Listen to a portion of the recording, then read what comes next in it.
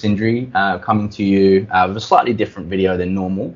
As games fans, and particularly as fans of the Witcher franchise, we have now watched the Netflix series that has come out, and we have taken a bit of time to get some thoughts and want to try and break down what those thoughts are for you guys right here. Yep, so I think it goes sort of without saying, but we will sort of be covering what happened in the show. So if you haven't seen it yet, this is definitely sort of spoiler territory. And also, I guess, it sort of spoils some parts of the games, maybe, if we're talking about those and the books. So just be wary. We are going to be talking about them in relative depth. Yeah, so we'll probably start with a quick couple of minutes with non-spoiler basic thoughts, if we can. And then once, we'll give you another quick warning that we'll be getting a bit more into it. Now, we're not going to go blow by blow what happens in each episode or anything like that, because I think there's a few videos of that out there already. But what I want to do is just give, just generally our thoughts on it, whether we liked it, whether we'd be, tuning in for the next season, and just various things, and just having a bit of a chat, really. And so anything that you disagree with, by all means, go into the comments. Obviously, don't be rude or anything like that, but absolutely, if you disagree with us, tell us. That's fine.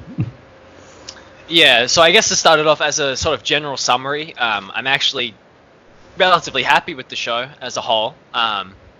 It's I wouldn't give it a 10 out of 10. It's not perfect. It's definitely no Witcher 3 level in terms of quality, but I enjoyed it as a fan of The Witcher. I think it follows a lot of what you'd expect to come from the show, so it doesn't completely ruin the source material or make me dislike the franchise as a whole.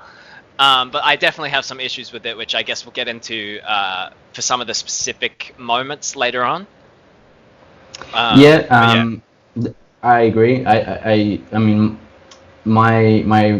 guess I was not expecting much going into it, because I know what Netflix tend to do. And without going overly political, I think there is a lot of that does creep into a lot of Netflix stuff, and in general, a lot of media these days. And there's another franchise that we'll probably be making a video on soon that seems to be having a bit of a struggle on this, and that's Star Wars. Look out for that too. But I think that my first thought whilst watching it was happier than I would expect, and particularly, so there's 8 episodes in the season, if you guys didn't know already. And episode 4 of a brand new series is generally so season 1, episode 4, it tends to be the make or break episode. It just seems to play out that way, whether it's, Game of Thrones or whatever the series that comes out is the one that either people stop tuning in or really get invested in, is generally around the 4th episode of a season. Maybe characters have started to develop a little bit, the story is starting to play out a bit more, the format seems to be a bit more. And I actually personally thought that episode 4 of The Witcher Netflix was the strongest episode, and that was the point where it got me. At least, not everything is exactly how it was in the books and how I wanted it to be, but it was, there was a lot of really good stuff to take from it. However, I've now watched basically every episode twice, because I watched it myself, and then I obviously watched it with you, Sindri, and I have to say, the more I've kind of ruminated on it, the more I'm I'm a little bit disappointed, more than maybe first watch through.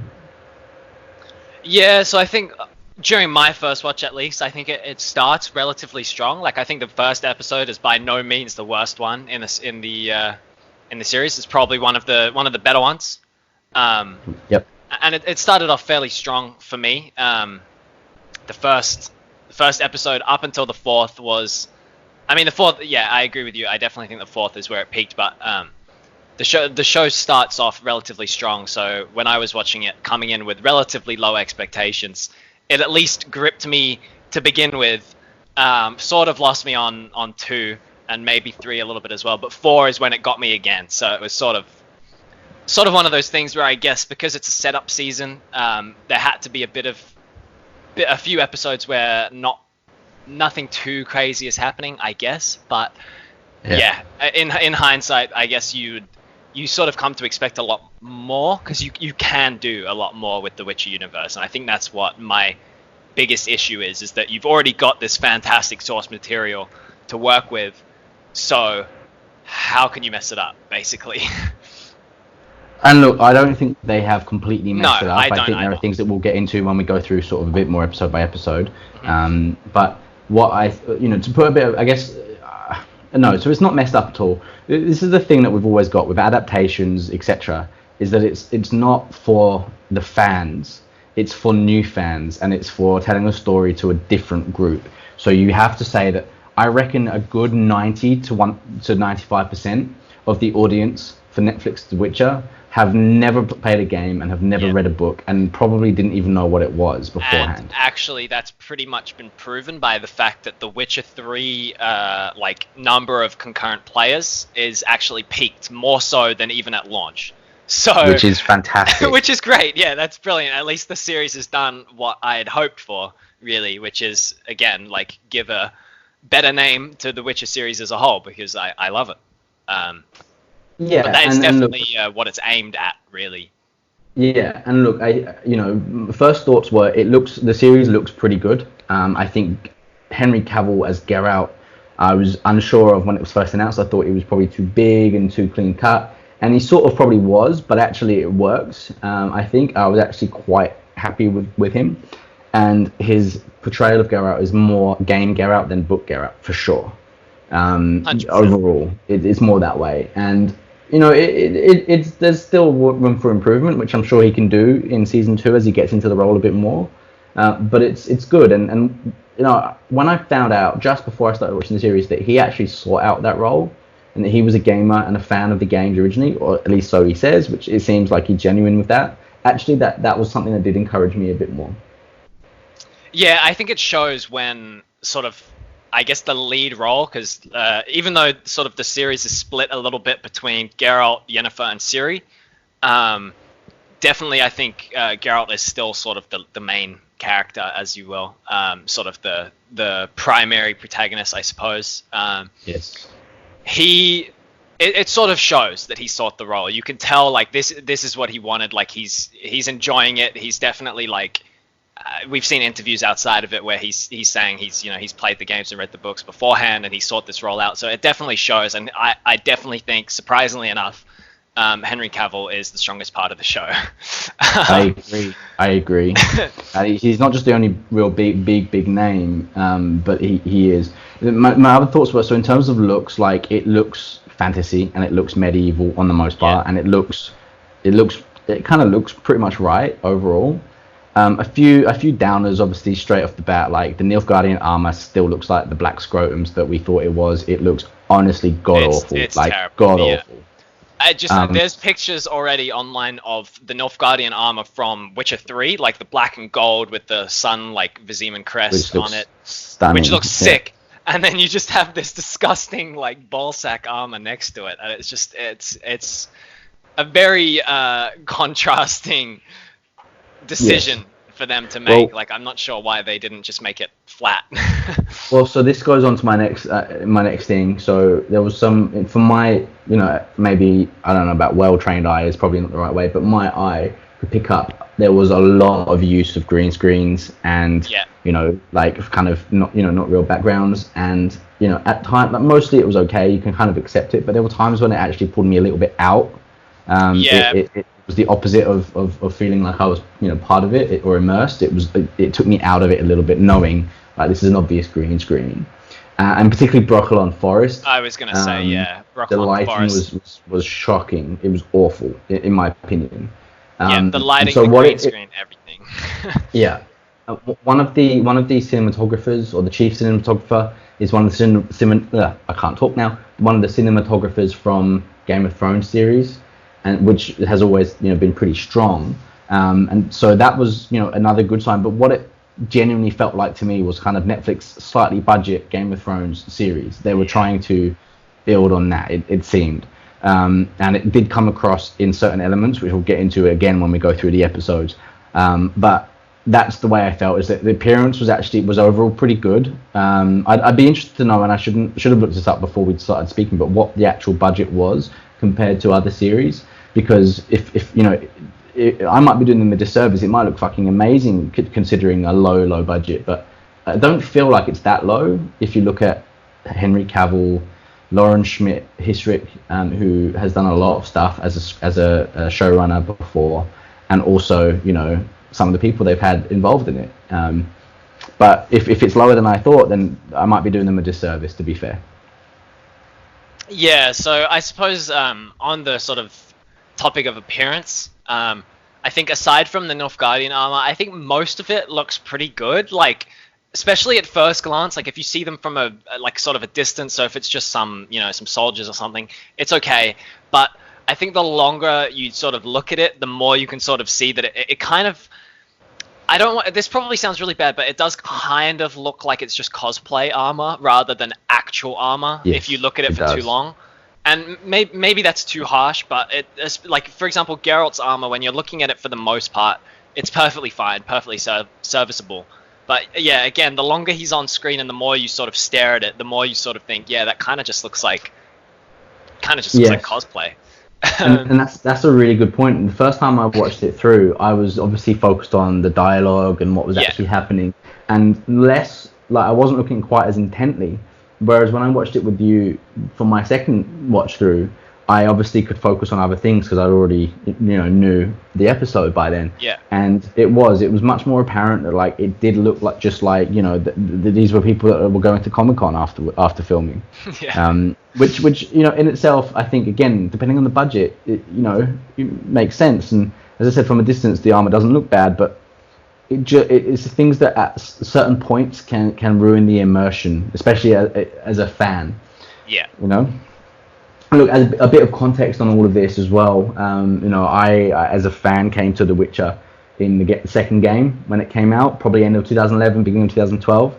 Absolutely loved it. Really enjoyed it on Xbox 360 is what I played it on, and then Witcher 3 came out, and I'd been waiting for it for all that time, and I missed launch just because of some personal stuff. But within about a year, I think I'd got on it and really loved it, and basically I've probably put in, you know, a good few hundred hours at this point, I'd say, to that game over the years. And it was really about this time last year that I bought the first book, decided that I'm going to read the books, I'm going to go for it.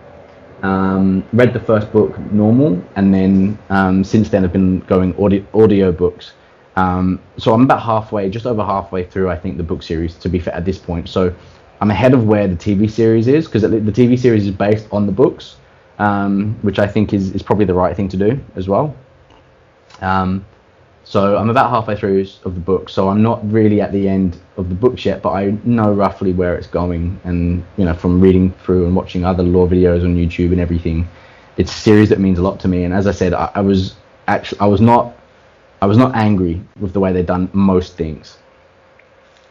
Yeah, so in a similar way to you, I think you actually got me the Witcher 2 on PC. I still have the little map for it somewhere. I got you the first one on PC because I gave you my Witcher 2 on Xbox 360. Oh, yeah. So yeah, I have all of them. Played The Witcher 2 and 3 like extensively, especially 3. So yeah, like definitely, I'm not like, as a fan of the series already, I'm not unhappy with the way the show's gone. I just there are some issues with it, of course. But so, yeah, do we want to go sort of episode by episode, or what? Yeah, let's get into it then. And, you know, so episode 1, which I'll have to remember what it was called.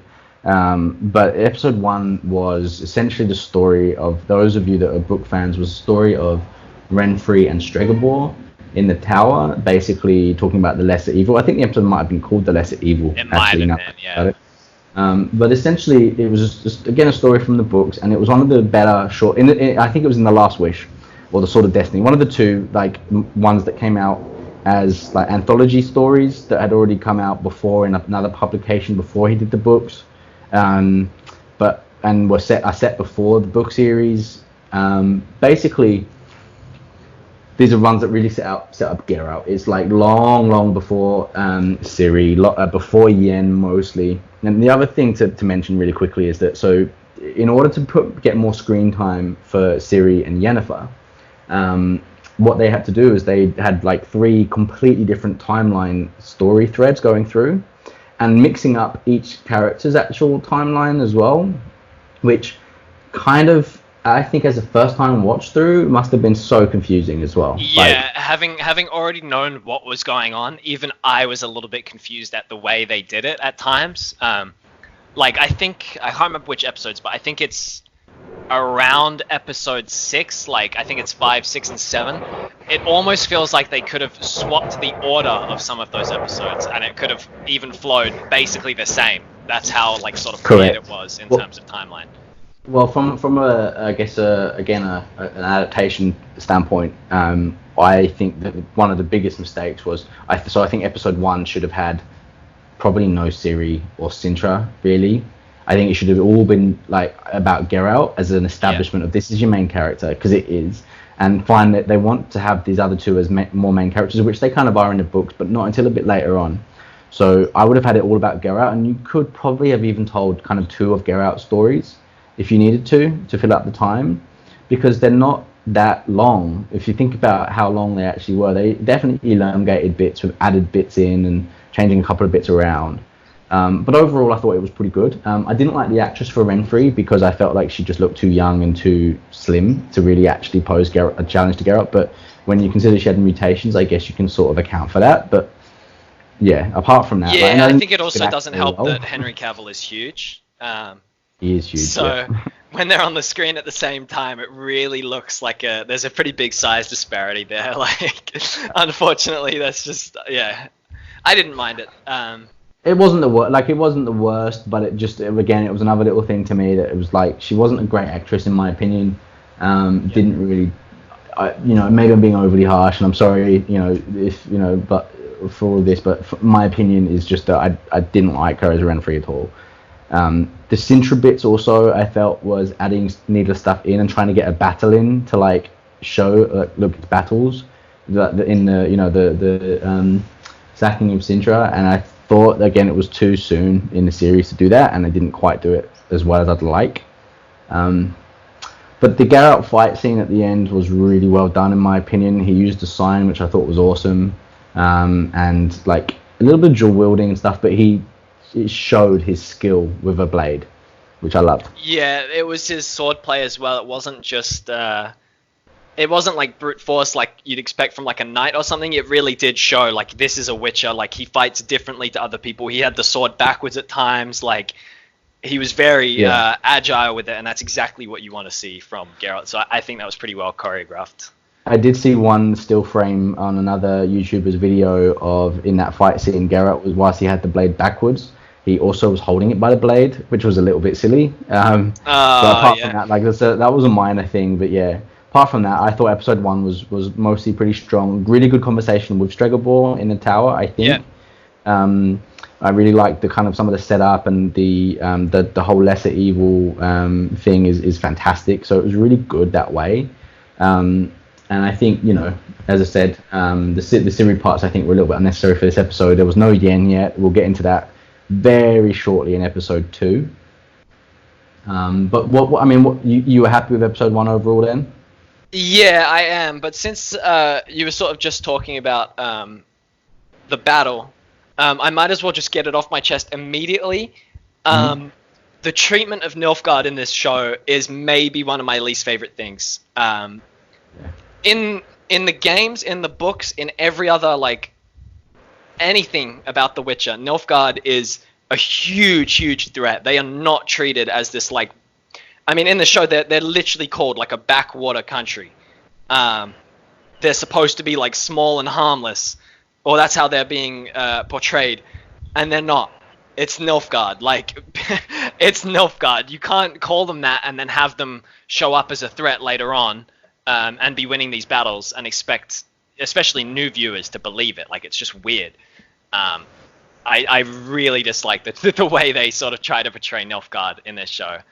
Agreed. And I just wanted to get that off my chest immediately on episode 1.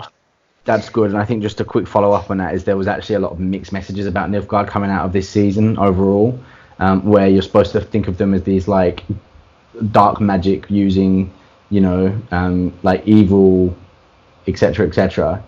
And then you've also got to laugh at them, like in what happened in episode 4, which we'll get to soon as well. And I think that was probably quite weak in terms of writing as well. I'm not sure what they were getting at there and trying to do that, but again, we'll get stuck into that more as it comes up through the episodes. So yeah, I think episode 1 for me was overall a bit of a thumbs up. I think it was a solid start. There were some changes that I would make and some things I would have done differently, but overall I was reasonably happy. And it made me switch on to episode 2, which I think was a damp squib, a complete crap, I thought. Yeah, so I hardly remember episode 2, so that probably goes to speak for itself. So that's because episode 2, so the Geralt story thread was when he met Jaskier, as he's called in this, which is the Polish of Dandelion. Yep. And as you know from books, and particularly from the books, but also from the games, he's kind of like the best friend of Geralt. Always the one that gets him into trouble, but always is the one that stands by him as well. Really good character, especially as I say, especially in the books so far, he's a fantastic character. But in the games too, he's fun. So there was that, and they did this the whole Filavandrel part, the king of the elves. They did that, and it was kind of bad. And the elves, if I had a criticism, is that like these elves kind of acted exactly like humans. They weren't any different to humans. They just had pointy ears. I thought. Yeah, and actually, this again, some of the elves really, really did look like kind of just cosplays. Some of them were okay, like definitely some of them were okay, and you look at them and you're like, yeah, okay, that seems like an elf. But some of them, it's just like, yep, they just have pointy ears on. It's just a person. Like it doesn't. It wasn't perfect for sure. And I thought the Sylvan, I was going to say, contract actually looked pretty bad too. Yeah, the Sylvan was. I did like the sort of one-liners between Geralt and the Sylvan. They shared some interesting comments to each other, but. Yeah, the Sylvan's actual look was pretty bad. Agreed. And the most of the episode was a little like some of the series stuff in the fallout, obviously, of trying to get away from Sintra and Cahir, or the knight with the winged helmet, which the helmet looked pretty poor as well, I'm not gonna lie, compared to what it's described as in the books. But then Yen is really the focus of this, is Yen's backstory, which I'll get stuck right in. You never see, this is not from the books, this is added in. It's based on what you find out in the books generally, but a couple of things. Number one, Yen is a great character because of mystique and mystery to a certain extent. You need to meet her as this like femme fatale style witch rather than as this humpback. Like it basically, it was trying to get me behind her, but I didn't. I just found her annoying. And I also have to say, I believe this actress was bad casting all around. I think she's awful. I'm just getting that right out there. I think she's absolutely atrocious. She's too young. She doesn't look like or feel like or seem like Yen in any way at all. And that is not a race thing either. It's because I think she's like a quarter Indian or something, and I know that got brought up before, but for me it's not a race thing. It's a she's not the right actress thing. For me. Yeah, I think obviously, as I said before, they're sort of setting up Geralt, Yen, and Ciri as the sort of trio protagonists, and Yen is the weakest of the three. Agreed. Even though technically Ciri's story should be sort of until she sort of meets up with Geralt, a lot of it should be relatively samey. It's not. Like, it's way better than Yen's story. I think Yen's story kind of makes me like her less, to be honest, because sure, like, you get this more fleshed out backstory of her, and you're supposed to sort of get behind her as this sort of, I guess, like, underdog like sorceress in training, because everyone else was sort of performing their practice spells just fine, and she was struggling for a while and all this whatever. But I don't like her. She doesn't carry herself the way Yen should eventually carry herself, especially after episode 4. Like, we'll get there, but she's just wrong. I didn't like any of the actresses of any of the sorceresses, to be honest, in this episode. We'll go into Fringilla later on, I think, in the series. A big one, yeah. That is a big one, but not just Fringilla, but Sabrina and the others. I didn't feel any of them. And from what I can tell, so this is a thing that does come up with Netflix and budget series a lot, is that when you have one or two actors, etc., that maybe come with a bit more wage demands and a bit more of a clout, you then generally have to go to upstart actors and actresses that haven't got much experience, which sometimes works out, and then other times it really doesn't. And I feel like in this series overall, it hasn't worked out. I think the actress for Siri, she's got a lot of different facial expressions that she does very well, and I think for the most part she's pretty good. But I just didn't like most of the actresses for the sorceresses. Just a personal thought. The other thing on an aside, because they can't really help that they're not good at acting, in my opinion, and again, it is just my opinion, and they can't really help the script. What I think we have to focus on here as well is the fact that they've changed the lore of magic in The Witcher. Yeah, so that's what I was going to get onto. The sort of new explanation for magic is, not only is it completely unnecessary and kind of bad, but also they pretty much ignore it later on in the show anyways. Like, they go back on their own established magic lore like, why even establish it if they're just gonna go back on it later on anyways, particularly in the final episode 8. Yes. But we'll get there.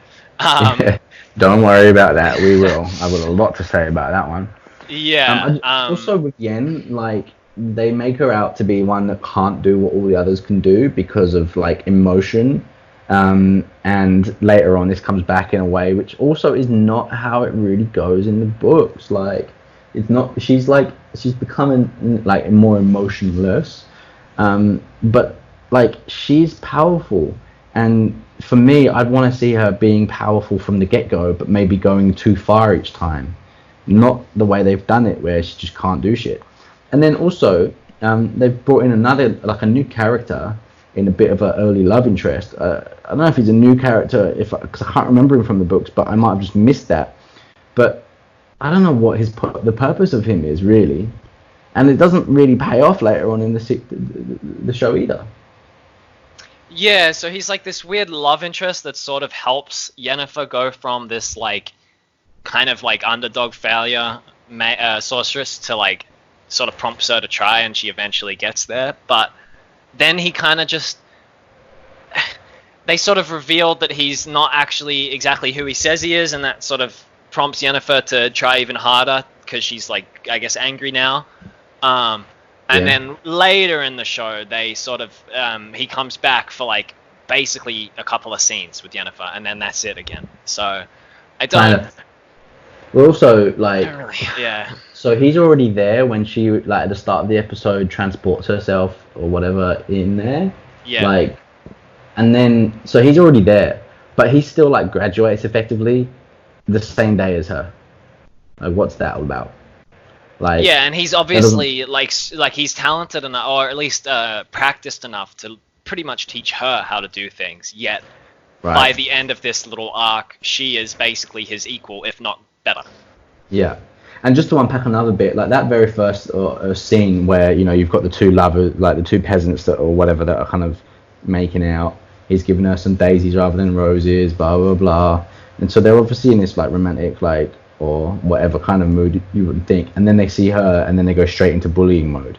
It doesn't make sense. It's it's extremely forced to try to push this narrative that like she's kind of an underdog character and they want us to root for her, and I can't. It didn't work. Yeah. They haven't taken any lessons from Star Wars where you can't tell us who to root for, you have to show us. Yeah. Right? And then so there was another thing with her father selling her for 4 marks, which is like, you know, 2/3 of the price of a pig or whatever, and they just make him unnecessarily evil. Like, she's no daughter of mine. Again, it's not really like, you can do that, but don't do it that way. Like, it was just really weak. I felt this episode was possibly the weakest one of the whole series, with the exception possibly of episode 3. Do you want to talk about episode 3 now? Yeah, so we can move on to 3. Again, yeah, these two leading up to what I think is probably the peak of the show, which is 4, are definitely, like, episode 2 and 3 are very, like, they're easily, like, the biggest decline in the show so far. You've got sort of the strong 1, 3 was strong good. 4. Yeah, But again, that's we sort of established that like anything that's Geralt related, Henry Cavill, pretty strong in this show, and then anything that's not is sort of hit or miss. And I think this episode is a very it's a very good example of that. So what do we see in episode 3? We see Geralt's story is the very famous story, which you may, if you're fans of the game and you've played the first one, you'll know is like the intro cutscene with King Foltest and the Striga, which turns out to be his like basically incestuous bastard daughter, who gets cursed by one of the palace guards that had a thing for Foltest's sister, rather than and Foltest obviously being king. So the first thoughts are we're introduced to Foltest. You and I anyway were introduced from game 2, from the very start of game 2, where he's kind of a cool, seemingly reasonable king, as kings go. Right?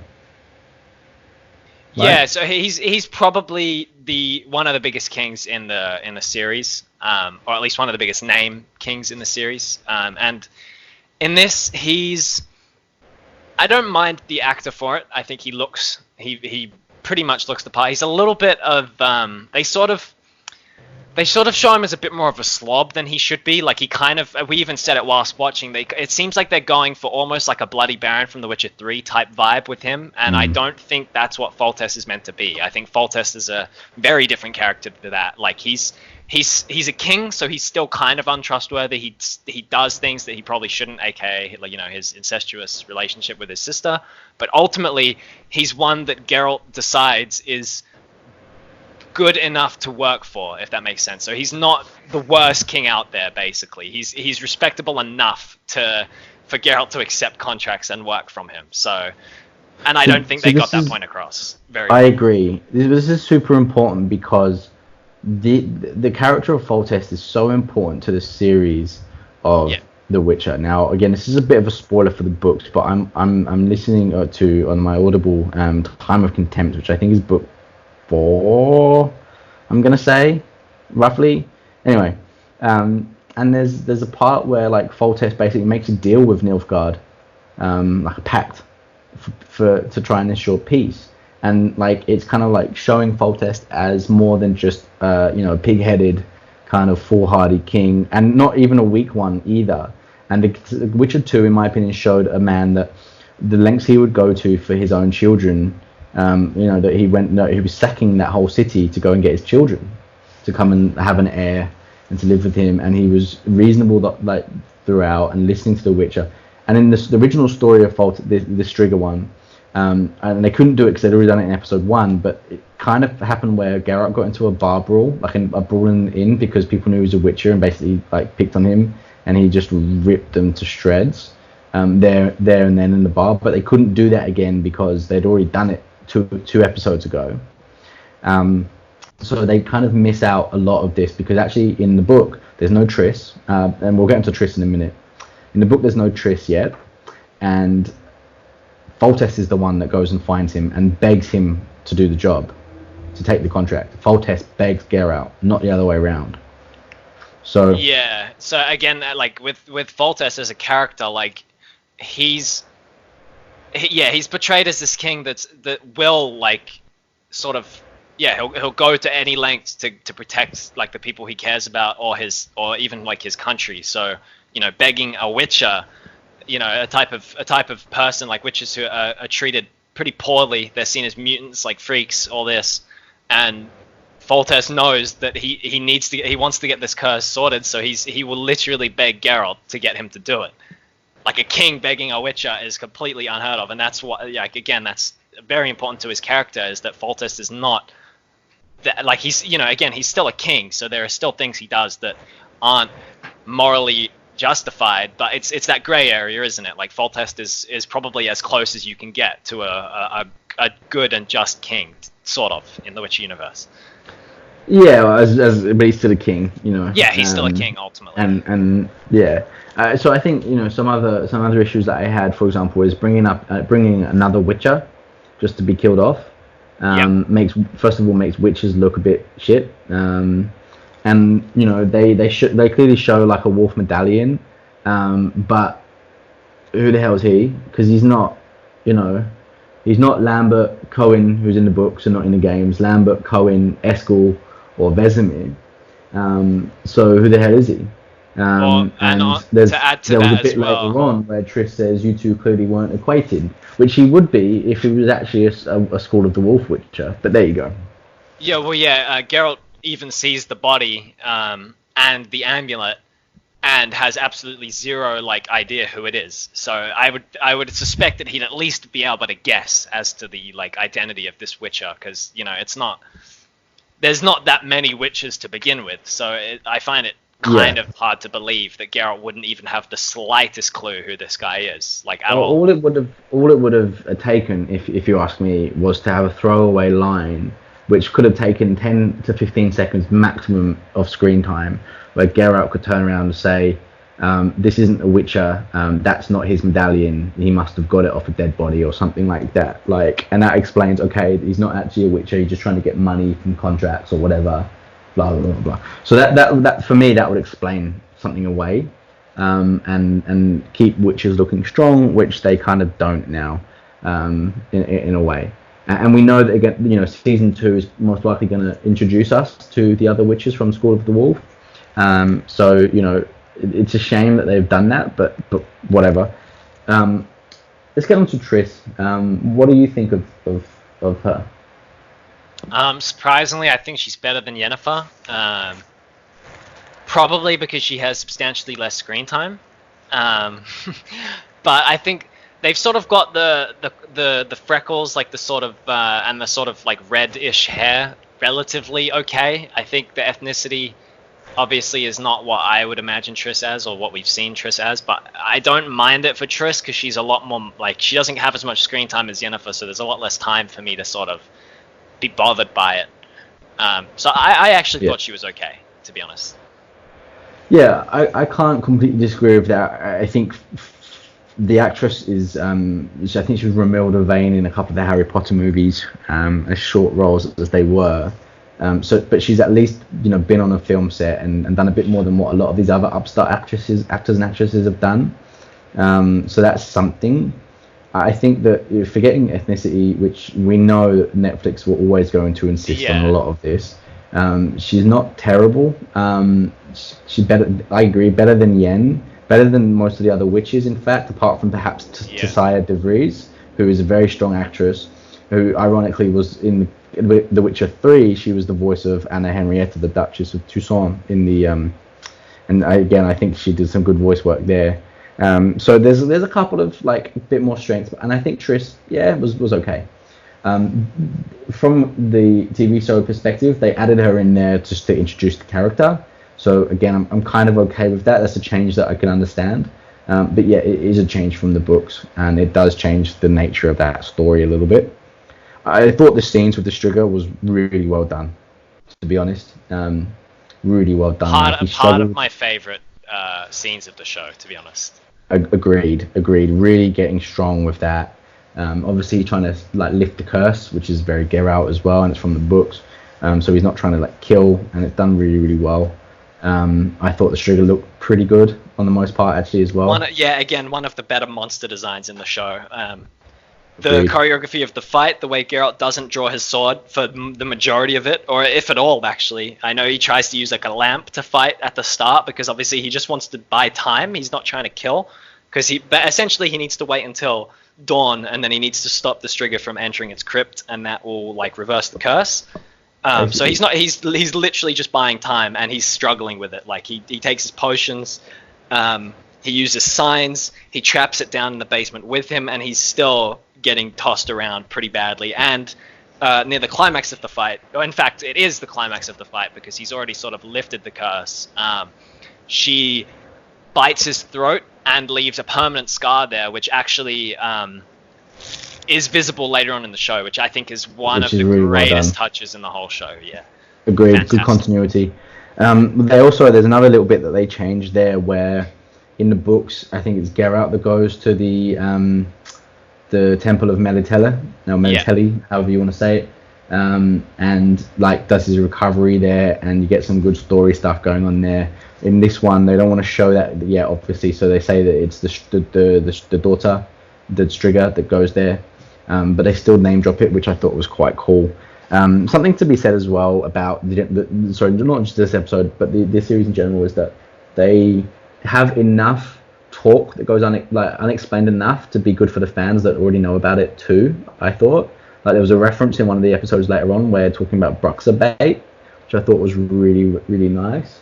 And so this one, like mentioning the Temple of Melatella, like obviously fans will know what that is, but new watchers, new viewers won't, and they might be like, what's that? So that's good, and that's giving enough for people that might then be new to it through this series and might think, all right, well, how can I find out more? And then they might look it up and find out there's games and there's books, for example, which is great. Yeah, and going to like the sort of Bruxabate comment later on, it's definitely like, it's a reference that it's not unreasonable for that to be in the conversation. Like, it's a very natural thing to put in there, but for fans already, we'll see that comment and we'll have more context on it, whereas somebody who's watching the show for the first time and hasn't played the games or read the books, they'll know, oh, Brok's a bait, it must be a bait for a type of monster, but they don't know the full context to that, whereas we and the people in the conversation in the show know what it means. So it's just, it's good writing. Yeah, agreed. Okay, so we've done Geralt's arc. Let's talk about Yen's arc in episode 3. So this is sort of building up to her eventual change of, she gets sort of the new body, I guess. And yes. Again, it's something that probably didn't really need an explanation. I think that might be the biggest issue with Yennefer's whole story, is that a lot of the things that happen don't actually need to be shown, and this holds true all the way up until episode 8 as well. But yeah, it's not really necessary for us to see how she gets this sort of like beautiful sorceress body. It's not really necessary, and we get to see the whole thing in kind of excruciating detail. We see basically the entire process of her getting her body sort of changed, and this is happening at the same time as Geralt fighting the Striga. So in terms of like shots, like cinematography wise, it's pretty good, like cutting between both of their sort of arc climaxes, like simultaneously. But it's just, I think hers is a lot less necessary, whereas Geralt's is like, that's a fantastic story. Hers is sort of, it doesn't necessarily need to be covered for us to have Yennefer as a main character. Yes. So the big story is obviously her like graduation, or whatever you want to call it, and being able to change into her ideal body image. And basically the other thing going for her then is where she's going to be assigned, which king is she going to be assigned to. And she wanted to go to Edern because that's supposedly where Vengerberg is, where she's from. I don't know why you'd want to go back to where you're from, but whatever. That's what they've put in, whereas she was going to be assigned to Nilfgaard, and she didn't want to do that. And so this is a big story point, because instead, basically, Fringilla ends up going to Nilfgaard. Yeah, and again, this is another one of those points where they kind of show Nilfgaard as not what they should be. Nilfgaard should have been one of the biggest potential assigned locations, and instead, for some reason, it wasn't. It was sort of treated as the one that nobody wanted, the reject one. It's been shut on the whole series, Yeah, which is very, very strange, because again, by the final episode, Fringilla, who's assigned to Nilfgaard, is like a lot happens in the final episode around Nilfgaard, and it sort of contradicts what they've set up at this point, because Nilfgaard should be a much bigger thing than it actually was. Yeah, agreed. So series part is very small, and she basically just ends up going into what turns out to be Broccolon Forest, and I'll get into more on that later on as that goes across the next few episodes. But it's not good timing in terms of this is not when she's supposed to go in there, but because they've had to bring her into the story a lot sooner, they kind of have to do something with her, so they've done this. Okay, episode 4. Let's talk about it because I think it's as I said, I think it's probably my favorite one of this series, if I'm honest. So for me, it's either my favorite or second favorite. We'll get to my potential favorite one at episode 6. But, yeah.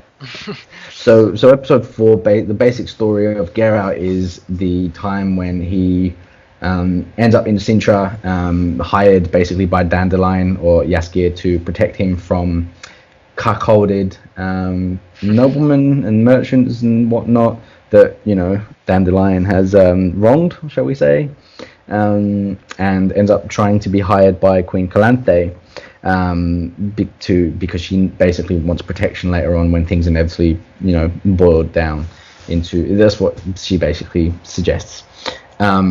This is one of the most important stories arcs from the books, and especially into the games as well, because it's a chance for a lot of characters that come up both in the games and the books on many times, and important characters. So you meet Pavetta, who is basically this banquet is designed to find a suitor for Pavetta, who is Ciri's mother and Calanthe's daughter. It's when you meet Krahan Crate for the first time, and players that played Witcher 3 will know him. It's also when you meet Mousak and Dooney, who is cursed. And this is not like a blow-by-blow of the story, but I think that they told this part pretty well and pretty faithfully, I have to say. A couple of small things that I would have done, but nothing to really knock on. I think it was really, really well done. I loved it, to be honest. Yeah, again, this episode was very, very much focused on Geralt, which is sort of the best part of the show, as I've said. So it definitely, because it spends more screen time on his story in this episode than anyone else's, it definitely makes the episode a lot stronger than the 2 previous ones. The story was extremely faithfully adapted, so there wasn't many differences that sort of contradicted itself or contradicted the books or the games. Everything fits into place properly, which again adds to the enjoyment of the episode. And overall there was almost nothing I would change in this episode. It was pretty good. Yeah, agreed. The weakest parts, as we've said, is a bit of a theme here. The weakest parts were Ciri's parts and Yennefer's parts. So Ciri's part was obviously getting into Broccolon Forest and meeting the Dryads, which in the books were these elves that had pale skin and naturally green or blue or different colored hair, and were these kind of musical expressions. These at one point in the books, the voice was described of a dryad was described as the drops of rain. That's how anyway. So I'm saying that because obviously we saw from some of the trailers that the Dryads now are black people, which again, it's not necessarily a race thing, but it's if this was the other way around, there would be people up in arms over a decision like that, and I don't like it. I don't think it worked at all, personally. And again, it's not a race thing. I just didn't think it worked. So there isn't too much to say on that point because I agree, it doesn't really work. But again, Broccolon Forest as a whole, one of my least favorite places to look at in this show. The lighting, the green screens, everything, it was just awful. Really quite bad. There are some scenes where the lighting almost covers everything on screen. You have sort of lens flares going across the screen and you can see the studio lights. Pretty much you can basically see where the light's coming out of the bulb in the background. It can be that bad at times, and I don't know if somebody looked over these scenes, but they definitely, I think they should have probably either reshot or done something different, because Broccolon Forest was easily the worst set in this entire show. I agree. What they also did wrong, in my opinion, with this is they brought up the waters. And this really happens in this next episode as well, but they bring up the waters of Broccolon, which have been law changed as well. And spoiler alert, from the books, the waters of Broccolon, if you drink them, it basically turns you into a dryad. It transforms you into a dryad. And in the books, Geralt was with Ciri when Queen Aithne, who is the queen, we don't find out her actual name in the series as far as I'm aware, but Queen Aithne basically says we're going to make Ciri drink the waters of Broccolon and become one of us. And there's actually some tension around it, and Ciri ends up drinking it and nothing happens to her, which does happen in the TV show but on a different law. So I think that was a weak part as well, where they had something that could have been great, but because of their rush to tell the Ciri parts, they kind of have forgone what could have been a better story, or a story told better, like it was in the books. Yeah, and this is sort of the point we made during episode 1, not necessarily recap, but when we were talking about episode 1, is that a lot of these episodes probably just needed to be on Geralt, because again, at this point in the story, Ciri and Yennefer weren't this major, and obviously this is a decision on the writing team's part to sort of make Geralt not the only protagonist. Like, obviously they want Geralt, Ciri, and Yen all at once, and I think they probably should have limited it to either 2 or just Geralt for now, and then as the season progressed, introduced them, and had the story more faithfully adapted from the books, because it's sort of trying to cover too many strings at the same time, and it doesn't cover them as well as it could have if it just focused on one at once. But there you go. I agree, and I mean, there's other ways that you can do it, even if you want to have screen time for these other 2 characters, other than what they've done. The other thing to mention as well is, my opinion is if they want to make it depends on how they want to make this TV series. If they want to make it as faithful as possible, then they're trying, and I can see what they're doing. What they could have done quite easily is, for some filler and some extra stuff, is you have it as a setup where you might have an episode or part of an episode where it's not necessarily from the book, but you take a monster from the book or from the games, and you have Geralt coming to this village in a whatever place and getting a contract, and part of the episode is about him discovering about this monster and whatever, right? So you can have that as part, and you can also have that with Yennefer, where you can tell some of her story when she's already, if you like, transformed into the Yennefer that we know and love, and is a sorceress, and is, these people have lived for a long time supposedly, and you can have her actually in court with the kings, having conversations or dealing with stuff. And that would make it, for me, that would be more fascinating, because I thought the weakest out of all of the parts, even weaker than the series parts, was Yennefer's part to this episode. And to me, it brings the episode down. I would have given it probably a 9 out of 10, and it's still only going to get a 7 or a 6, because for me, it was a nail in the coffin of Yennefer's character this episode, where she was escorting this queen of Lyria, I think it was, from one place to another, and they're ambushed by an assassin with a monster that we don't know from the books or the game so far. It's hard to tell what it's supposed to be, but it's quite an intimidating little monster. And instead of just fighting it with the magic that she's supposed to have, she runs and runs and runs, and then eventually abandons the queen.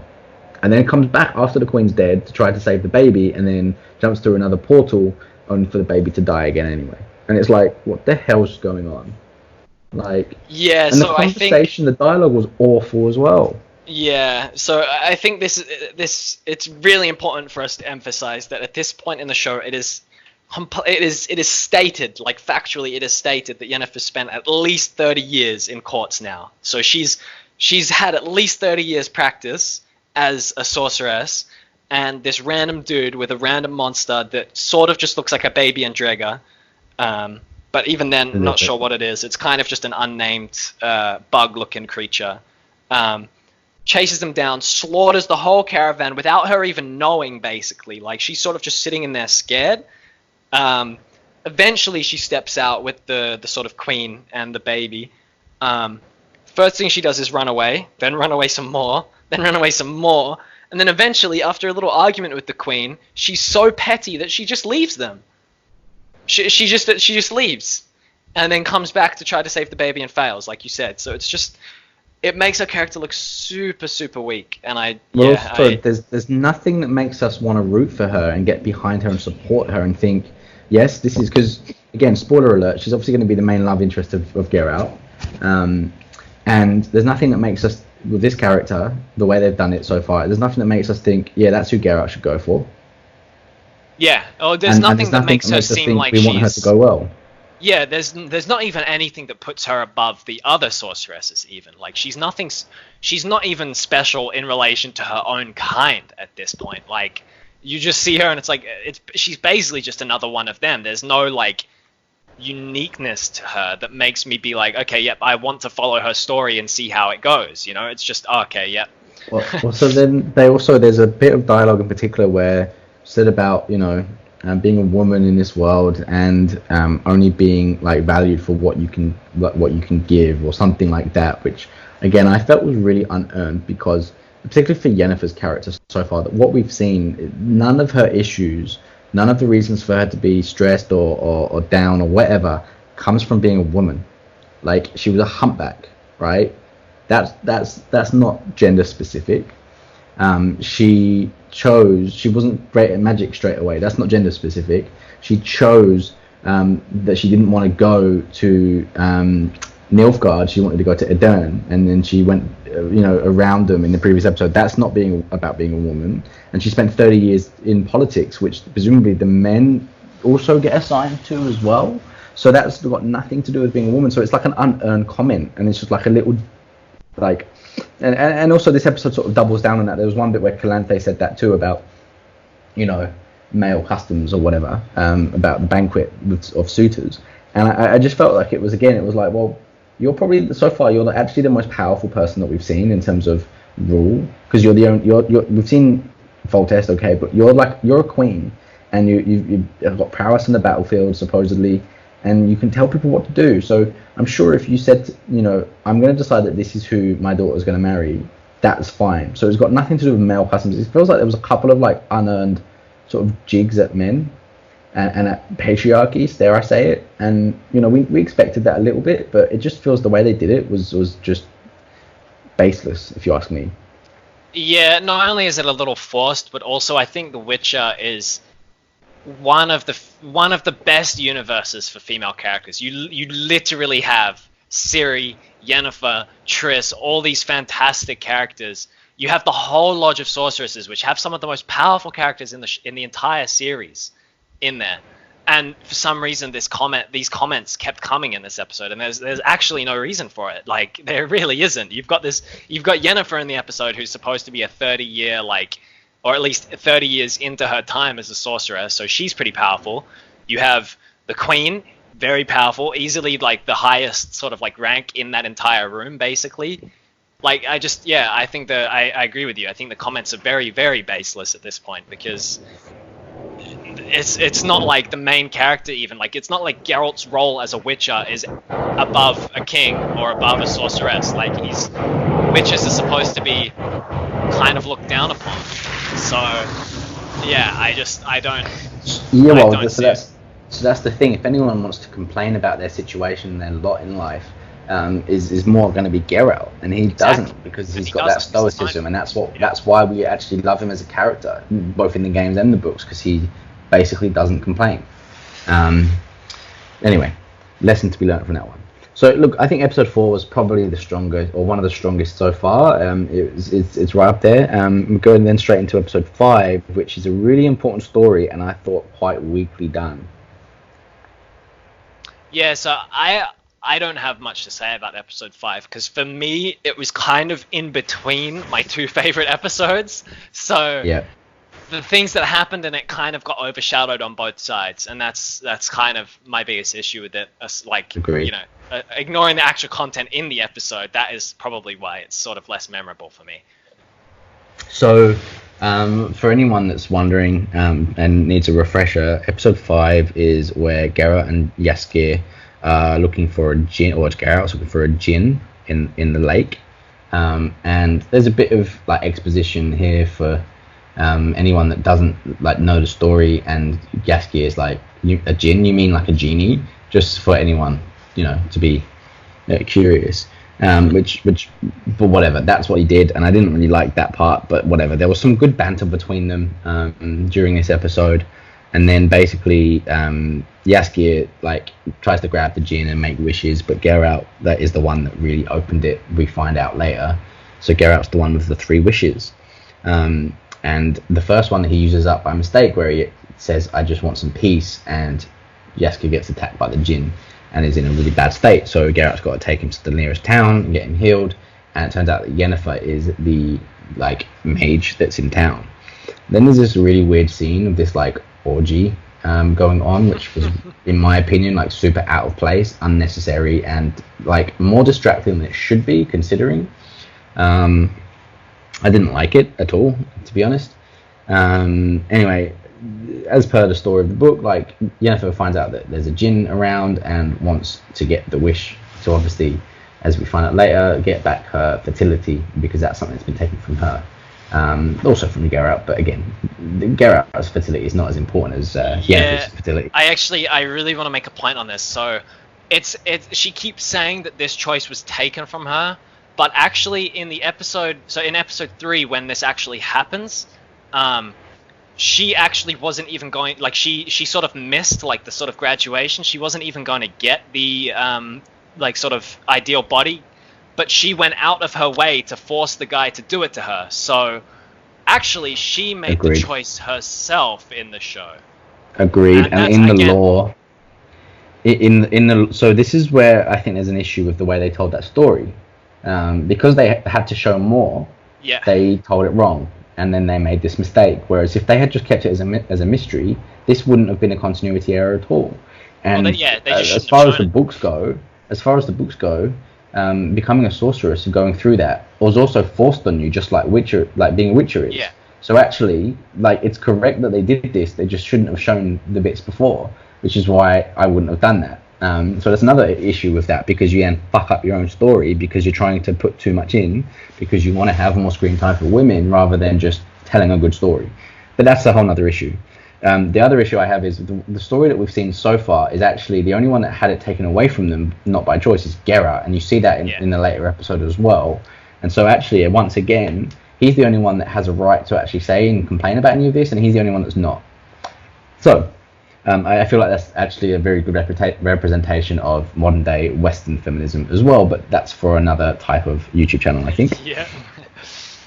Anyway, so it goes on. There's more series stuff with so Cahir, the Nilfgaardian guy with the winged helmet, he gets a Doppler, and they make Dopplers really homoerotic in that scene too, which I was a bit weirded out by, but whatever. Anyway, so he gets Doppler to basically pretend to be Mousesack and kills Mousesack off, by the way, which doesn't happen. This doesn't happen. This is completely added in just to try and get a Doppler in there, and I didn't really like it. It was okay, it's a Doppler, cool, but I didn't like the way they did it at all. Yeah, I actually really disliked what they did with Dopplers, and the reason being is that for some reason they've made it so that Dopplers now retain the memories of the person they transform into, which just saying it actually astounds me that they put this in and didn't think an extra step ahead. If that's the case, Dopplers are basically the most insane creatures in The Witcher. They can transform into a spy, get all of this spy's information. They can turn into a sorceress, learn all of their spells. They could turn into a Witcher, learn all of the Witcher abilities, aside from obviously the physical mutations. It's just, there's a lot of things that they didn't think this through. They really didn't. They get access to these people's thoughts basically in real time. Because there's one fight in the episode where the Doppler turns into the Nilfgaardian officer and fights him, and literally uses his, he basically knows what the Nilfgaardian officer is going to try to do against him in terms of fighting moves, because he's it's like mind reading. It's ridiculous. It's so that's also an issue, because so retaining memories, which I also agree is stupid and not what Dopplers can do anyway. It's so stupid. But not only that, but retaining memories is not the same as predicting next moves. Yeah, exactly. It's real-time transmission of his thoughts, whilst he was still alive. It's just so it's such a stupid oversight that just should not show at all. Because basically Okay. now this means Dopplers are insanely like overpowered in the Witcher Netflix TV series lore. Agreed. It's dumb. It's very dumb. And the other thing is the first Doppler that you're ever introduced to in the books is Dudu, who comes back up in The Witcher 3 for any games out there as well.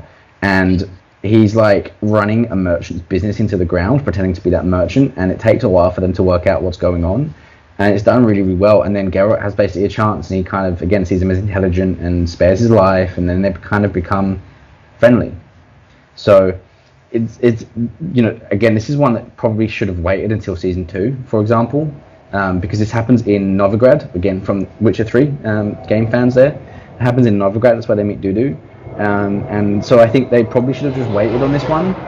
Rather than just introduce Dopplers as like this potentially evil, and then they tried to bring them back as not so evil by making him change his mind later on, and that's in the next episode, which we'll get into. But I think it was quite weakly done. The Geralt and Yennefer sort of falling in love scene is quite weakly done as well, because so the point is that he uses his last wish to basically tie their lives together. And in the episode, like, you see him muttering under his breath, but you don't hear what he says, which is also like quite important. But the point is, a lot of the Yen Geralt stuff is based on, they don't know whether it's because of the wish or because of they're actually in love. So it kind of misses out the wish is super important, and they kind of gloss over it a little bit too much. Agreed. And I think that's something they do in this episode and the previous episode, is the whole idea of fate. Is Destiny. Sort of, it's heavily explored in, I mean, not so much in the games, but in the books it's huge. And they sort of, it's referenced in this that fate is important, especially with the sort of lore of surprise and Ciri and Geralt, their sort of relationship. But it's just, it's not covered well enough for the connection to be made. So agreed. I don't know. Agreed. So I think we can moving on to the next episode, because it's quite just keep it moving. But I think episode 6 is possibly the best one of the season, along with episode 4 for sure. It's a great story, and it was actually, again, it was told as well as it could be. Borch 3 Jackdaws, who, long story short, spoiler alert, he turns out to, like, basically he gets Geralt on this mission where a few teams are going dragon hunting, and it turns out that Borch is there is a dragon, and it's a golden dragon, very rare, and it's really, really well done.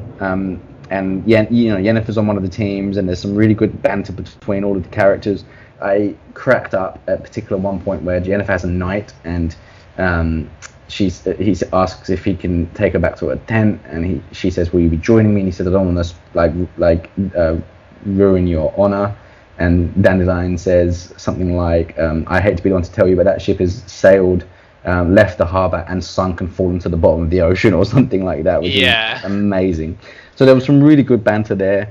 Couple of issues I had, just small ones. The bodyguards, I know the Zerrikanians, not only are they they're not white because they're Zerrikanians, which is fine, but they have to be women as well. Which I thought was interesting, and they're not doing anything for the angry black woman stereotype, is all I'm going to say. But there you go.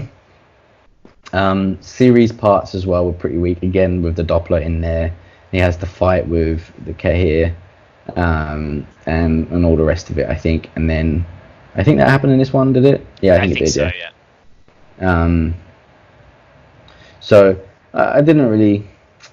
I didn't really like the Ciri part in this one, and I thought that, but I thought that where it benefited was that it was only telling 2 stories rather than 3. That's probably why this episode is so strong, is that Geralt's and Yennefer's story are happening together, and not together in terms of like there's no timelines messing around. It's literally just 2 stories, and the two of the main characters are together for it. So it's basically like it's my favorite episode in the show because of that. I think there's no cutting between 3 different characters. It's just cutting between 2. Agreed, and it means it's pulled pretty much directly from the books as well, with a couple of minor edits and stuff for TV, which makes it a lot better. And it was really strongly done. And actually, the effects look better in this one. The dragon looked pretty good, to be honest, I thought. I thought some of the green screens actually looked alright. Some of the mountain backgrounds weren't that bad. Yeah. Agreed. That they also introduced you to Yarpen Zigrin, who is the first dwarf friend of Geralt from the books, rather than Zoltan from more the games really than the books. And Yarpen's a really good character. I thought the actor overdid it a little bit, to be honest. He was a bit over the top with it, but overall, he's a good character that I'm looking forward to when he comes back up again in the future. Yeah, he did overdo it a little, but I almost think that works to his benefit, because it kind of gives him this sort of personality as this kind of like overly loud, like dwarf character that you'd sort of expect to be overly loud anyway. So it doesn't it definitely for me didn't detract from the episode, but I'm sure some people might find him more annoying than I did. Yes. But ultimately, he wasn't that important to the episode, so he was mostly just there as a side character, which was pretty much perfect, really. Agreed. Okay, so not much else to say on that one, because I have to say it was mostly pretty good. However, episode 7 and episode 8, which I'm going to do together because I think they pretty much go together. I thought, if I'm honest, utter shite. And I've got a lot to say, so I'm going to say some of it, and then I'll try and remind to pause, because I'm really upset with these episodes, and it put a dampener on the series for me. We'll start with episode 7, which basically is Geralt coming to Sintra to invoke the Law of Surprise and go and get Ciri. And they changed the way this happens and made Geralt look like an asshole, and made Calanthe look, better than what she is in the books. Basically, Geralt comes more regularly than this. She makes it out to be 12 years later, which is not how it happened at all. Geralt basically in the books came many times, and Calanthe, and thought it was going to be a boy. So whenever he said, "I'm here to claim my boy," Law of Surprise, obviously Ciri being a girl, she just went a bit clever and decided just to give him, here's a group of boys. If your destiny is so good, then you pick him out, and he couldn't, type thing. So. It was better done in the books, and as I said, it was really, really weak. Then the thing that makes me the most annoyed this episode, basically, two things. There's two parts. They introduced Vilgefortz, who is kind of the main villain through the books, and he's an awesome villain. He's one of the best villains that ever villained, to be honest, in the books. He's this really cool, suave, powerful mage who, for a long time, is sort of operating behind rivals and other spies and whatnot in this story. He's now introduced as, again, this it's not an ethnic thing necessarily, but this Indian actor who, for me, doesn't look strong enough, doesn't really have the personality to carry it, and he tells Yennefer that he needs her help, and she's blah blah blah, she's wanted it back at Aretusa, which is or mage and sorceress' home building, or whatever you want to call it. Anyway, when they get there, it's revealed that he lied, basically, or he bent the truth. And then there's this big thing about Yennefer, who goes and sees the new students there and tries to give them a schooling, and a lot of it just feels unearned. There's a lot of flashbacks to what happened in the series already, and it's this is episode 7 in season 1 of a series that dropped all in the same day. This is not 3 years later in season 3 or whatever, where we're having some nostalgia. This happened. We watched this 2 hours ago. We don't need to see it again. I thought that was really, really strange, and again, unearned, to be honest. I thought it was really, really weak, and I thought the Geralt bits were the weakest of any of his episodes, apart from episode 2, where it was also pretty weak. And then there was this issue with Ciri, who basically looks after herself, and her powers get changed and get made more powerful, and just thought it was really shit, to be honest. I thought that as an episode it was absolutely awful. Yeah, so I won't talk about Vilgefortz until we get onto episode 8, because that's where I really need to get my issues with him onto the table. But series powers are worth talking about now. So I think in episode 2 she uses them as well, and it causes like that sort of crack in the floor that turns into like a big hole. Was that episode 2? Yeah. Yeah, so that's not how series powers work, first of all. That's way stronger than she should be able to perform at this point at all. Like, it's ridiculously powerful. But then in this episode, it's, I guess, slightly closer to what she does in the game. She sort of does like a scream and uses like the Elder Blood power, and it kills a bunch of people and a horse. And like sort of, it does like, there's like a ring of fire around her, kind of like it scorches like the fields, I think, which is also not quite like it. I guess they're trying to make her powers closer to like, maybe like closer to like a sorceress's powers, like closer to actual magic, whereas I think the Elder Blood powers are supposed to be very, very different. Like, and it should be a lot clearer like that her powers are different. Like primal, and like there isn't really an element. It's not within her assigned control. It's not limited. Yeah, there's no element assigned to it. It's just power, basically. Like, it's just as raw as it can get, really. And they display it in a very poor manner, and I don't really like it. But well, also the little scene where she's like talking, like verily I say unto thee, it's like it's so cringeworthy as well. Like, it's just I hated it. I really hated it. I was watching it going, this is embarrassing, actually. Yeah, in the books, just as a refresher, in the books, she doesn't actually chant a spell, does she? It is just primal power, right? It just comes out. That's right. Yeah, so I'm not sure why they had her chant this spell as if it's from memory. That's not how it works. The only people who do that are actual sorcerers and sorceresses who learn a spell's formula and then chant it. That's how it works. It's the reason why witches don't say the names of their sign when they use it. It's just a sign, because it's like a more simple type of magic. You don't have to learn a whole formula to do it.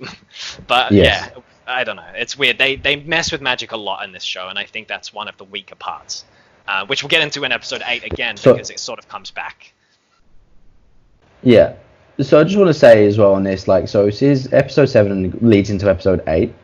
And it's leading into the Battle of Sodden Hill, which you never actually see in the books. You only hear through a really brilliant sort of song and conversation that happens when Dandelion, basically, or Jaskier, sings his song, or whatever, and people start talking about it, and there's like a political debate on what's going on, which is really well done at the start of one of the books. I can't remember which one off the top of my head. And it's just like the Sackling of Sindri, which you don't actually see in the books either. It's better off not in there, but maybe it's more cinematographical or whatever. Whatever. Maybe it looks better on screen to show it. But this is where I think episode 8 fails before it starts, because it's trying to essentially replicate this kind of battle, which we don't actually have described in the book. So it's based purely on the showrunner's script writing and screenwriting. It's not based on source material, right? It's based on source material, but it's not reliant. It can't rely on it. So it relies on modern day writing, which, as we all know, is in the gutter compared to even just 15, 20 years ago. But they're trying to show this battle, and they have these supposedly powerful mages and everything else. And Nilfgaard has one mage basically, and nothing particularly stronger about her, or shouldn't be, than Fringilla, that is, than any of the others. But she absolutely rips it up. I thought the choreography and a lot of the fighting and whatnot that happened in this was just plain awful. And again, it highlighted a lot of the sorceresses where I didn't like the actresses at all. And again, Vilgefortz's part, which I'll let you talk on, because I'm going to explain too much, I think. But what I just wanted to say on this episode 8, this is the finale. And there needs this big finale, and Geralt's part was actually, again, weak. It was a little bit of exposition, and it was a bit of talking with his mother, which never fully happens that way. Like, in the books, he doesn't know for sure that it was his mother until she's gone, in terms of this conversation. And she was actually there, not like in his imagination, but she was gone. And it also like conflates this other part of a couple of other parts of his story too, where it like conflates this thing about like this whatever you want to call it, this peasant or whatever he was that saves him, that brings him home, and he's invoked the law of surprise again, because that's what they do. and it, basically turns out that his wife had then saved Ciri or something, and Ciri was in their home, and the guy didn't know. So law of surprise would work again. This whole destiny thing, where once again Geralt has invoked the law of surprise, and it's Ciri again, but he still doesn't realize it's her because it's a girl, and he doesn't want a girl yet because witches invoke the law of surprise to get boys, because witches have to be boys, right? So that's part of this story where they kind of conflated it, and that's how he ends up getting to Ciri. And this is the end of the episode, spoiler alert, but Ciri's first thing she says to him is, "Who is Yennefer?" Which again I thought was weak and didn't like it, but whatever. Do you want to talk about Vilgefortz before, because I've got a lot more to say? Yeah, so let me quickly cover a bit more on the Battle of Sodden Hill. Okay, so first of all, I don't think the fort was good at all, like the actual set, I guess. It wasn't. It felt very, very small. Like it really did. It just felt like a small wall with like one tiny little gate that was kind of just open, anyways. And it just the difference in sides was ridiculous. Like they had like 40 plus mages on the sort of like Northern Realms, like Temeria side. Was it Temeria specifically? No, it was all the Northern Realms, yeah. So just all the Northern Realms, yeah. And then on the Nilfgaard side, obviously they have a lot more soldiers, which again, for most of the series, they've been building up Nilfgaard as a backwater shitty country. And yet now they're finally like flexing their power and showing a huge army marching through the hills and leading up to this battle. And it's like, it's hard to believe that Nilfgaard is strong in this show if I had just watched the show. Like obviously I know from, other sources that Nilfgaard is big, but in the show, they built up Nilfgaard so poorly and basically ridiculed them even in episode 4. With that whole like marriage scene where the queen says to the guy who wants to marry like her daughter, she basically gets everybody to laugh at him because she's like, "Oh, I won't have my daughter married off to some backwater like duke or whatever from Nilfgaard." No, Nilfgaard's huge, and they built it up all wrong. But anyways, during the battle, you have a bunch of mages on one side and literally just Fringilla Vigo on the other side.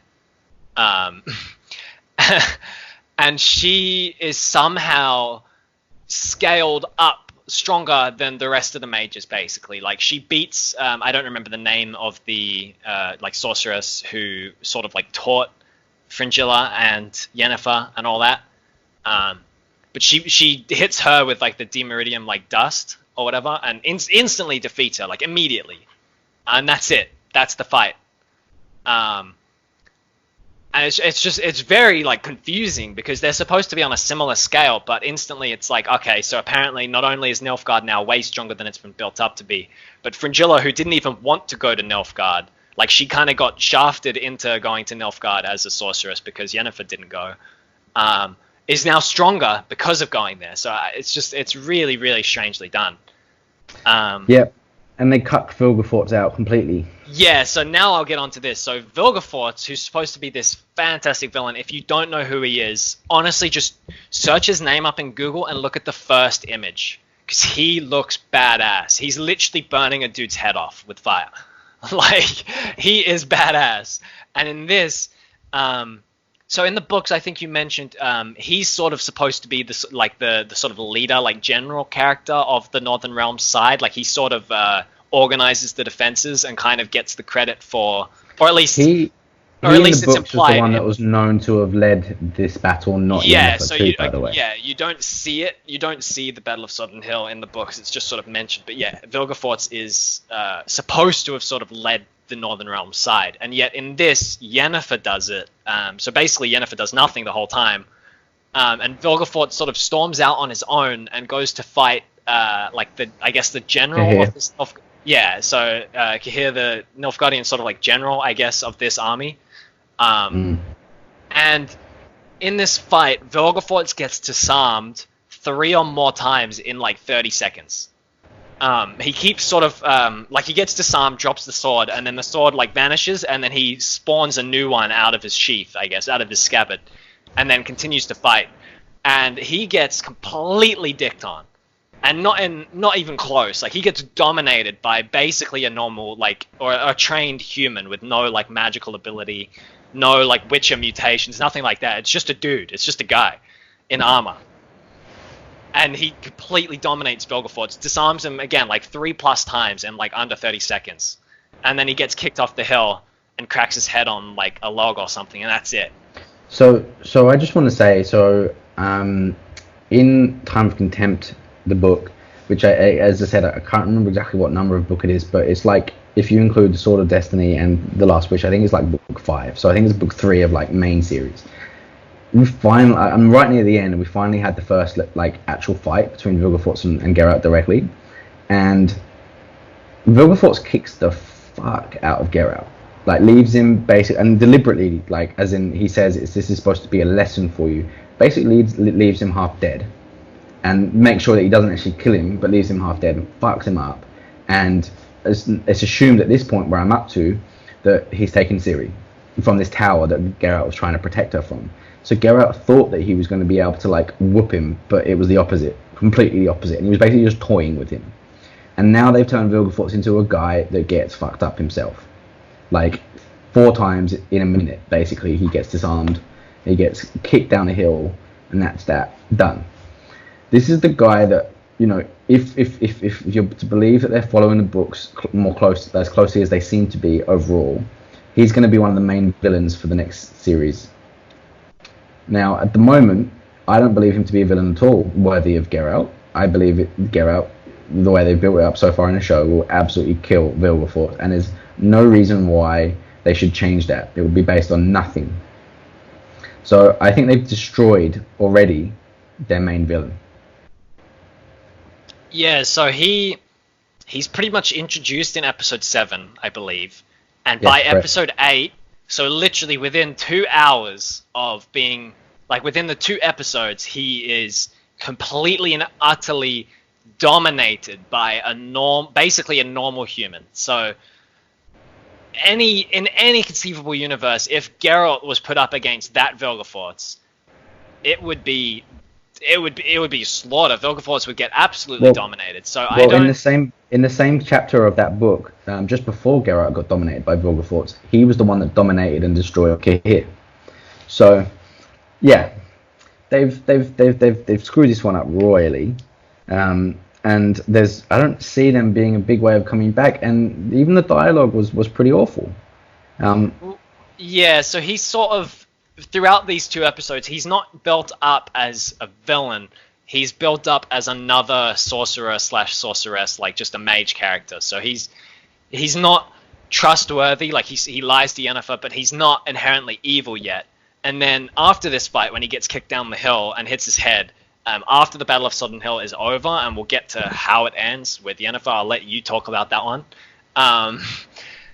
He gets up. And he's obviously got like a head wound or whatever, and he walks over to one of the other, I think, mages who held off a bunch of Nilfgaardians, and he's like sort of propped up against a rock, nearly dead. And he just, for no other reason than because now he's evil, I guess, because writing says so, he picks up like a maul or like a hammer or something, or a mace, and just kills the guy for no reason. Like there's no provocation, there's nothing. He just kills him. He just kills him to like vent steam or whatever, and it's like, well, this isn't the character that you've been showing us for the last 2 hours at all. This is a complete flip of the script, because why not? Like, I guess he's just mad that he got shit on so badly? I don't know. I really don't, but I hate it. Yeah, agreed. So, the ending is almost to what the book describes, which is, you know, a blaze of fire and all that kind of stuff. However, there's this line that they kept saying, which I don't get, which was control your chaos, or like save your chaos, or unleash your chaos. What is chaos? What are they talking about? This is ridiculous. It's so cringy as well. It's so cringy, and it just completely takes me out of it. And it's like, well, if you could do that, why didn't you do that from the start? Why didn't you all just stay together, band together, and create like a force field like we've seen you do in the games? Like, there's so many questions over this. And I think what they were trying to do, this actually makes the Battle of Winterfell in Season 8 of Game of Thrones look good. Yeah, it's... you see some of the mages. So I guess this sort of goes back to like the law that they tried to set up early on. Is that like the mages? I think they only set up this law for one quote, by the way. The whole like sometimes the best thing a flower can do is die or whatever. Like well, there was a give and a take or whatever was the other line, and so I guess they only set up this exposition for the quotes, but basically, all these mages are like holding off different points of the castle separately for some reason, like by themselves, not even in pairs or whatever, and some of them you see like some of them were capable of, with just a hand motion, sending heaps of their army to the ground, like crippling their armor, crushing their bones, etc. So if you just set up a line of them, you'd easily be able to repel like the attackers. But because for some reason, like I guess Yennefer is now to blame because she's apparently the general of this little battle for whatever reason. She's put them all separately down the hill. So they're all just dying by themselves instead of all forming up and just crippling the army. So I just want to say there's one really simple thing that they could have done. So basically this fort, which as you've already said is small and not looking good, is set as the main crossing point of the Yaruga River, which is the way into essentially the rest of the north. And basically the river they've got here in this scene is over like a gorge, like a canyon, with the river at the bottom, and it's one bridge. Which is fine. It's not the way I imagined it, but okay, it's fine. It's their interpretation. This is what you do to stop them then. You go onto the other side of the fort, the gorge, and you all put your power together to make the bridge disappear. Done. Now they cannot get over. Yeah, like they'd literally have to spend days creating cutting the trees, and like they'd have to set up a camp on the other side of the gorge. Or you don't do that, and you leave the bridge, and you have them funneling in, just like in, I don't know if you've seen 300 from back in the day. Yeah. But instead of having to deal with them all at once, they deal with like 3 at a time. It's a choke point, yeah. Exactly. Well, again, you actually see Triss create a choke point out of the gate of the fort. Correct. Like she makes so it's clearly possible. But as you said with the bridge, like if they just removed the bridge, it would force the Nilfgaardian army to set up camp and build like a new bridge or like ladders that they could chuck over to send the men over. And in that time, because as we see at the end of the episode, after the battle, Foltest and his army shows up for the rest of the northern armies. Yeah, Correct. so Foltest and the northern armies arrive. So literally all they needed is to buy basically 1 day of time, which is couple of easily, days, max. Yeah, like max 2 days. So exactly. I don't know. I guess the blame now sits on Yennefer. So I'm almost glad that Vilgefortz wasn't the general this time, because they would have ruined him even more. But it's just. Well, I think what they should have done is they should have done pretty much what the book did, which is have this happen, like as in off screen between season 1 and season 2. If you ask me, you can still have like a big sort of action battle as a season finale. It doesn't have to be that kind of a battle, but I mean like a battle between, say, Geralt and some, and a monster or whatever, just to have it as something. You can do it that way. You can show, other things, but I think this one is with these important characters, it's too important to have done that. And as I said, I think they've spoiled pretty much every character that was involved, to be honest. The only one that comes out of it okay, again, was Triss. She had a kind of a cool thing with like the plant that she kind of created as a new gate, but even that didn't last long. And then they had this Sabrina Gleviseg like moment of like betraying because there was these random worms that they'd introduced, which I don't know what the hell that is, and it was done awfully. It was really, really bad. And yeah, I have to say, like episode 7, episode 8, I hated. They're the worst ones of the series by far. I think you've got episode 1, episode 4, and episode 6, which are pretty good. Like, and so episode even 3 is acceptable. Which is also right. Yeah. I think 5 is. We were talking about this before, but I think 5 is like the biggest disappointment in the sense that it was so close to being right, but not quite. And I think there's a bit of this which is they've got some of the wrong actors and actresses or whatever. But I think there's also another part where they're trying to put in too much and to give too much screen time to others, and it doesn't work. It's not working yet because these characters are not ready for it yet. So I think, look, overall, I'm going to be interested when season 2 comes out, if it comes out, and I'll be keen to watch. and see where they go. I'm not completely. I don't think it's complete. Like the whole season is complete shit, but I think it's got a lot of work to do for season 2. I think. Yeah, well, I just think if you look at this season as what it was trying to do, which is sort of set up the characters and have you invested in them so that when season 2 rolls around, it can really start getting into the meat of some bigger, more like multi-episode spanning arcs. I actually think they almost failed in that goal, because I think Geralt was set up just fine. I like Geralt. I like how they've done him. Yennefer, I now dislike. And then Ciri, I think, is okay. Like, I'm still sort of on the fence. She had some good episodes. She had some bad ones. Whereas I think they've actively made me not want to watch Yennefer parts in the next season. Agreed. So I think they've almost failed at the goal they kind of set out to do. Well, it's funny, this whole thing that's come through from the game series, particularly Witcher 3, is the whole Team Yennefer versus Team Triss. And, you know, you see the divide generally is book fans are Team Yennefer and game fans are often Team Triss. Yeah. And I think that as someone that is Team Yennefer generally, I'm now Team Triss. Almost, yeah. In the show, I might be Team Triss because she's had better parts. Yeah. Things I look forward to in season 2 is hopefully the introduction of the other witches in Kaer Morhen, with Vesemir in particular. I'm keen to see. I'm keen to also see. I don't think it will happen in season 2, but it might, knowing them, to actually properly introduce Emir, the Emperor of Nilfgaard, and to really do that a bit better. There's some other characters, like, I don't know if they've just cut out Riles altogether, or if they're going to use him a little bit. That would be quite good to see. And Dijkstra, Dijkstra would be an awesome character. Yeah. I think there's quite a few. There's quite a lot of good potential to come. So fingers crossed. I think if I had to give it out of 10 based on our sort of game reviewing system, like if we were to sort of score each thing that like we normally do, not that we can do gameplay, but graphics we can sort of do, I guess, in terms of like effects or appearance. Like for me, I actually have to give it a 5, to be honest. Yeah, what do you think? That was my first thought as well. I think that it's very hit or miss. You have scenes like Brok Forest where it's awful, like actually abysmal, but then you have some pretty nice parts like episode 6, the mountains. Some of the other locations can be pretty nice. Some of the roads that Geralt walked on or was like riding across were pretty nice. But yeah, definitely I think a 5 is fair for that.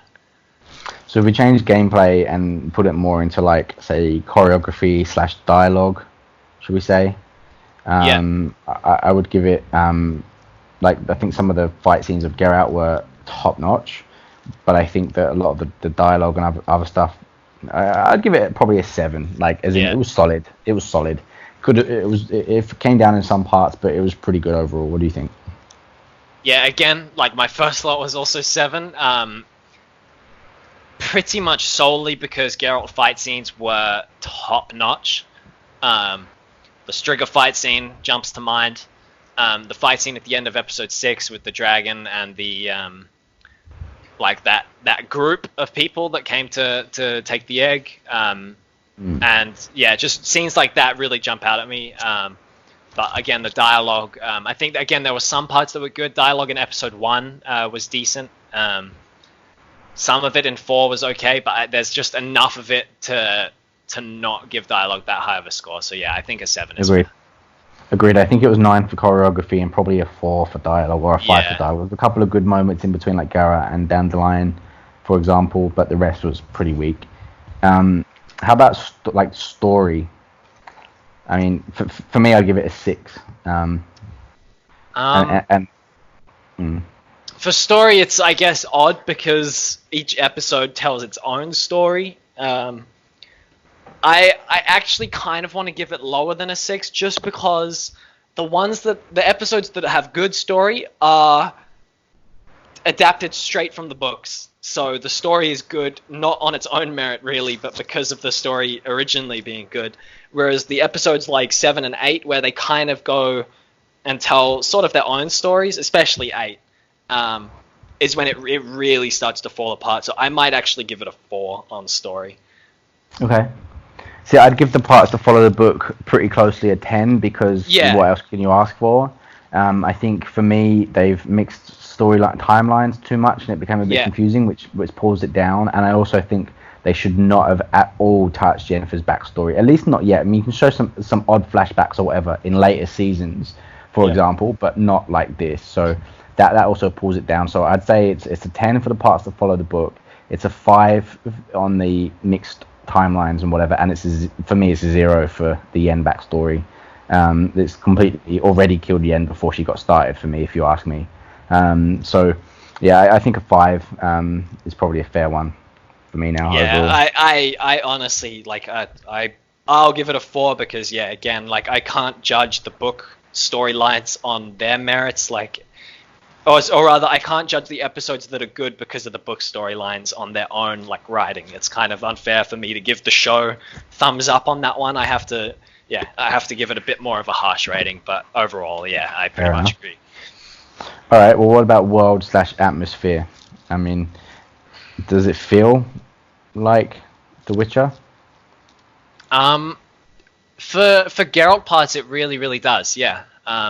Episode 1 is probably the perfect example of this. There are parts with Geralt, sort of the bar sort of like fight scene. Well, not fight scene, but like, people were sort of picking on him in the bar because he's a Witcher. Some of the dialogue between him and like the, like the lords and the mages and whatnot, it does feel right. So, I'd probably give it a 6 or a 7 for atmosphere. I'll go 7 just because Henry Cavill did a really good job. I think 7 too. Yeah. All right, soundtrack? Yeah, it was quite faithful actually, in comparison to, what the game soundtrack was. It's not like, for me, the game soundtrack is fantastic, and I think this is not quite on par with that, but definitely, it definitely feels like Witcher music. So yeah, I think I'd give it an 8. Okay. I'd agree. I think pretty high.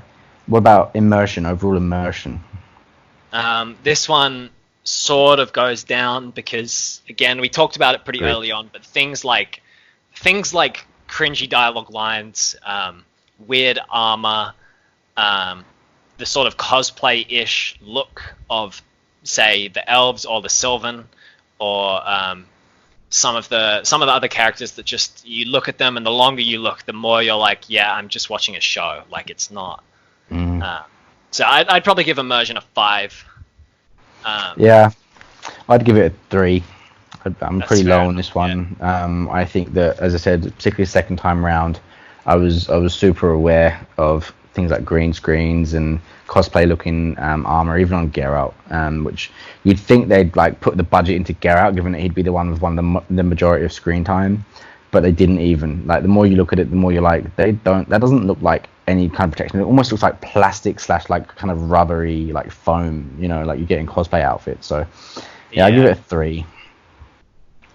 What about wow factor, which is like that kind of, extra whatever? So again, I only got this in a few episodes. So episode 1, I was pretty into it. Episode 3 for Geralt's part, so the Striga storyline. Episode 6, basically the whole thing. And episode 4, obviously, basically the whole thing as well. So it's sort of, it's probably a 6 on that one. It's super subjective. I think for me, it's just that, like, the majority of the parts weren't that insane, but the parts that were pretty good. So yeah, I'd probably give it a 6. Yeah, for me, a 5. I think there were some moments that did like jaw drop a little bit, where it was like, oh yeah, that's awesome, like, oh, it's this. But then there was a lot of others where it was just like, it was underwhelming. Vilgefortz, for example, Yennefer, etc. Brokilon and the Dryads, which could have been so much more than what it was. Okay, so did it meet expectations? Like, out of 10, 5 being sort of like, yeah, met expectations, 0 being no, and 10 being like exceeded? Yeah, I guess for expectations. So I came in with low expectations, and I sort of left slightly above what I expected. Again, Geralt's parts, if it was just that, would have very much hard carried this to a very high, like much more than exceeded expectations. But because of the rest, sort of drags it back down. I'd probably give it a 6 again on this one. It's just a bit above what I expected, but nothing insane. Yeah, I can't disagree with that. I mean, there's quite a few things that did drag it down, but overall it was not the sort of SJW political fest that I kind of thought it would be. At least it's not yet. There's still time in later seasons, but based on this season one, I think, I think I could give it a 6 as well, which I think roughly brings our scores equally both out to like a 5 or a 6 out of 10 anyway. I think so. Which kind of sums this up, really. I mean, let's just put it this way: based on our own score, like we both, based on this own thing, we gave Red Dead Redemption only a 7.9 out of 10. So getting a 6 out of 10 or a 5 out of 10 is actually not that bad, based on our judging. But I guess the way you can put it is it's probably better than what we were thinking, but it's still a little bit underwhelming from what it could have been. I think it's probably a fair one-liner on that. What do you think? Yeah, I think that's a pretty accurate summary. It's kind of difficult for me because I love The Witcher. I know you do as well. We're sort of longtime fans, and it's hard to be in the Witcher universe in any aspect. So whether it's a game, a show, a book, and not perfection, but you know what I mean. Like it's hard not to have your expectations go a little bit higher just because of the fact that it is in the Witcher universe. But I definitely think I came into it with a pretty blank slate, open mind, and I'm not disappointed, but I'm also not blown away. It's definitely just it's slightly above what I expected, and a 6 isn't a bad score from me personally. I think a lot of people, you see like the IGN reviews and that, and a 6 is low. Like anything below like an 8 for IGN is probably a low score, but for us 6 is above average. 5 is the baseline. The better thing, if you're looking at based on our scores, what that looks like is a bit more like what IMDb scores come out like. Yeah. Where if an IMDb movie is rated at like 6.9, for example, it's actually probably a pretty good movie. More often than not. So it's probably more like that. I would say giving it a 6 is a bit more of a thumbs up, really. But it's also our opinion. So we're generally quite harsh. I think that the feedback from a lot of people out there has been this is not too bad. From what I'm gathering, super like game fans of The Witcher don't really like it, and from what I'm gathering, book fans like it a bit more. But there's still bits to pick up. And seeing as I'm sat somewhere in between that at the moment, my last thing that I'd want to say on the series is that by all means watch it. Enjoy it for what it is, but know that what it really is not for you as a fan, it's for new fans. So you as a fan, you'd be better off going back and reading or listening to the books and playing the games, in my opinion. Yeah, I agree, and as we said right at the start of this video, it has certainly done its job at introducing new fans to the Witcher universe, and I personally could not ask for more. I'm really, really glad that more people are getting into it, getting more circulating more news about The Witcher, getting more money into the pockets of the right people. It just means we're going to get more Witcher content, and I can't ask for more than that. But again, as a previous fan, it doesn't leave us disappointed, but it definitely doesn't leave us blown away like previous Witcher content, like the Witcher 3 game, for example, has. So definitely, I recommend it. Hopefully that's the outcome. However, we know that corporations getting their grubby little mitts into IPs doesn't always mean good content comes out. More content, maybe. Good content, not sure. That is true. But with that, I guess we'll have to see what happens. I'm sure when a season 2 drops, either next year or whenever that might be coming out, we'll end up getting together, watching it, and having another chat about it. It's penciled in for 2021, by the way. Okay, So that could be any time, and they'll all be at once. So again, if you're a fan of game, there's Cyberpunk 2077 to look out for, and that can segue into another video of ours that will be coming onto the channel, where we're going to talk about Cyberpunk as a genre. So be sure to look out for that one too. Yep. So I hope everybody enjoyed, and if you did, don't forget to always toss a coin to your Witcher. Oh my god.